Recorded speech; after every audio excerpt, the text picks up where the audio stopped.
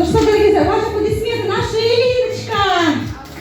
Эльвира у нас замерла, стоит. Эльвира не дышит. Если он что-то там на кого-то. Потому что ко всем людям по-разному относятся. Некоторые прям Даже это реакция какая-то бывает? Ну, не кусает никогда. Но шипеть может, чуть-чуть скалиться может. А что, зубы есть, что ли? Зубы есть, но никогда не кусает. Ничего себе. Он всегда спокойно очень меня приучил. Он с детками работает. Ой, мама. И без меня работает. Ой, я просто ошеломлена. Вы до этого с ним нет? Вообще ни разу.